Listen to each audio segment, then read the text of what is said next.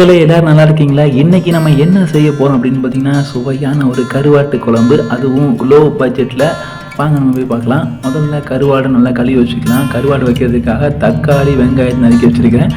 தக்காளி வெங்காயத்தை மட்டும் நறுக்கி வச்சா போகாது, இதில் லோ பட்ஜெட் அப்படின்னு சொல்கிறனால தேங்காயும் யூஸ் பண்ணல. அதுக்காக தான் வந்து தக்காளி வெங்காயத்தை மிக்சியில் அரைக்கிறதுக்காண்டி மிக்சி ஜாரில் வச்சுருக்கேன். இன்றைக்கி ஒரு டேஸ்டான ஒரு பொடி தான் இருக்க போது. வாங்க மறக்காமல் நம்ம சேனலை சப்ஸ்கிரைப் பண்ணாதவங்க பண்ணிடுங்க. அதுக்கடுத்து வந்து பார்த்திங்கன்னா, கழுவி வச்ச கருவாட்டில் லைட்டாக மஞ்சள் பொடி போட்டு அப்படியே அங்கே கிளறி விட்டுக்கலாம் அப்படின்னு சொல்லிட்டு கிளறி விட்டுட்டுருக்கிறேன். ஏன்னா இது ஒரு வித்தியாசமான ஒரு டேஸ்ட்டாக இருக்க போது. சிலவங்களுக்கு கருவாடு ஸ்மெல்லே பிடிக்காது, அதனால் கொஞ்சம் ஒரு மஞ்சள் பொடி சேர்த்து நல்லாயிருக்கும். அடுத்து வந்து பார்த்திங்கன்னா, நம்ம கடாயில் கொஞ்சம் எண்ணெய் விட்டு பண்ணிக்கலாம் அப்படின்னு சொல்லிட்டு எண்ணெயை விட்டுட்டு இருக்கேன். எண்ணெயை நல்லா கொதிக்க வரும்போது லைட்டாக கடுகெல்லாம் போடணும். அதனால் எண்ணெயை கொஞ்சம் சிம்மில் வச்சுக்கோங்க, ஏன்னா ரொம்ப தெரிக்கும். அடுத்து வந்து பார்த்திங்கன்னா, கடுகு அதோடு சேர்த்து கருவேப்பிலை எல்லாமே போட்டுக்கலாம்னு சொல்லிட்டு ரெடி ஆகிட்டேன். எல்லாத்தையும் போட்டு அப்படியே கொஞ்சம் கிளறி விட்டுட்டு இருக்கணும். அதுக்கடுத்து நறுக்கி வச்ச வெங்காயத்தை அதோடு சேர்த்து மிக்ஸ் பண்ணிடணும். வெங்காயம் வந்து பொன்னிறமாக வருது வரைக்கும் வதக்கிட்டே இருக்கணும். வதக்குங்கன்னு சொல்லிட்டு வதக்கிட்டே இருக்கணும். எப்பவும் வெங்காயம் போட்டும் பிறகும் அடுப்பை சிம்மில் வச்சுக்கிட்டிங்கன்னா கொஞ்சம் பெட்டராக இருக்கும்.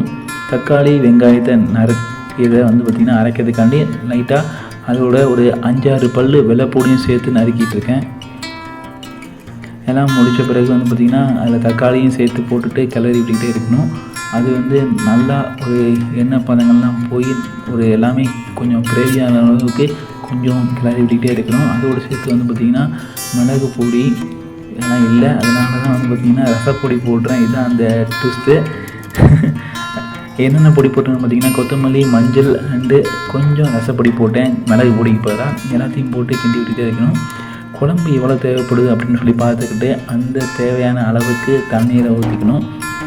இதில் கருவாட்டு குழம்பு அப்படின்னு சொல்கிறனால உப்பு தேவையான அளவு மட்டும் சேர்த்துக்கோங்க.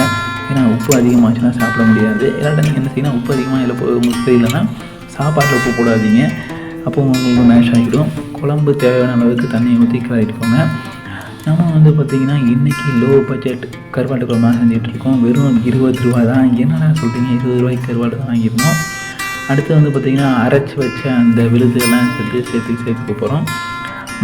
எல்லாத்தையும் சேர்த்து கொஞ்சம் நல்லா கொதிக்க விடுங்க. கருவாட்டு குழம்பு வந்து பார்த்திங்கன்னா நல்லா கொதிச்சு வந்த பிறகு தான் கருவாடை நம்ம உள்ளே போடணும்.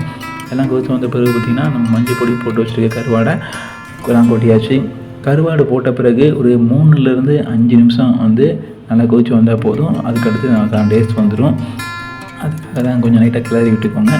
கிளறி விட்டு அதை மூடி வச்சுட்டிங்கன்னா போதும். ஒரு டேஸ்டான கருவாட்டு குழம்பு மறந்து போச்சு. புளி கரைசலை ஊற்றுறதுக்கு கடைசியில் தான் ஊற்றினேன். எல்லாத்தையும் பக்கத்தில் வச்சுக்கோங்க, அப்போ தான் மறக்காது.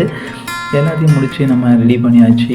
இன்றைக்கி ஒரு டேஸ்டான ஒரு கருவாட்டு குழம்பு வெறும் 20 ரூபாய்க்கு கருவாடை வாங்கினேன். பேலன்ஸ் ப்ளஸ் 20 ரூபாய் அப்படின்னு சொல்லி பார்க்கும்போது அதுக்கான இன்க்ரீடியன்ஸ் தக்காளி அதெல்லாம் வாங்கினது மொத்தம் வந்து பார்த்திங்கன்னா வெறும் 40 ரூபாயில் இன்றைக்கி பட்ஜெட்டான கருவாட்டு குழம்பு பண்ணியாச்சு. இன்னும் என்ன, நம்ம குடும்பத்தோடு உட்காந்து சாப்பிட வேண்டியதான்.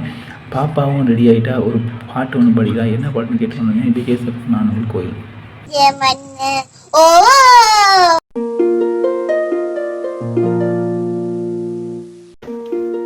இது உங்கள் VKS FM.